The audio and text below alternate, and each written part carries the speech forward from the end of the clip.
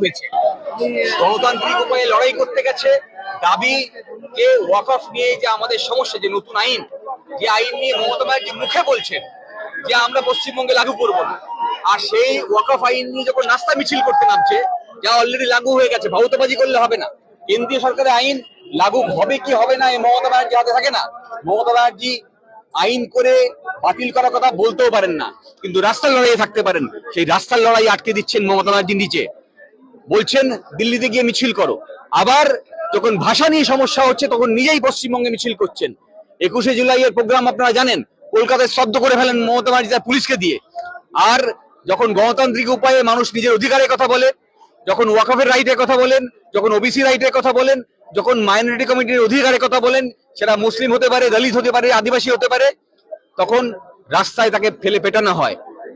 নওশাদকে ঘুষি মারা হয়েছে।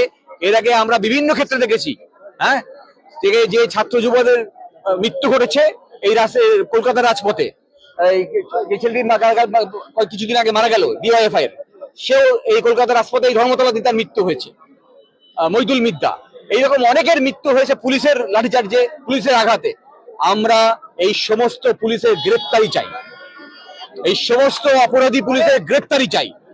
আমরা যখন প্রতিবাদ করতে নেমে গ্রেপ্তার হয়েছি, আগামী দিনে এই প্রতিবাদ চলবে। যেমন আমি বলেছি, রাস্তাটাই আসল রাস্তা, রাস্তাতেই লড়বো।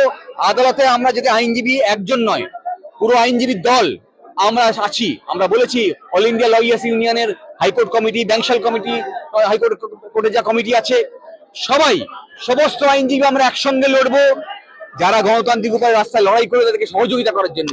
কিন্তু লড়াই হবে রাস্তাতে। আর এই অধিকার আমাদের সংবিধান দিয়েছে, মমতা ব্যানার্জি দেয়নি, মমতা ব্যানার্জি পুলিশও দেয়নি। তাই এই অধিকার আমরা খর্ব হতে দেবো না, এই অধিকার আমরা আদায় করেই ছাড়বো।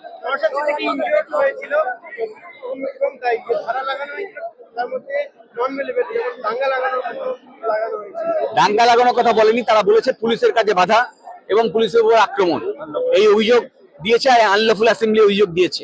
এই অভিযোগও সর্বৈব মিথ্যা। আনলফুল অ্যাসেম্বলি কখনোই ডিক্লেয়ার করা হয়নি, পুলিশকে কেউ আঘাত করেনি, বরং পুলিশ আমাদেরকে আঘাত করেছে।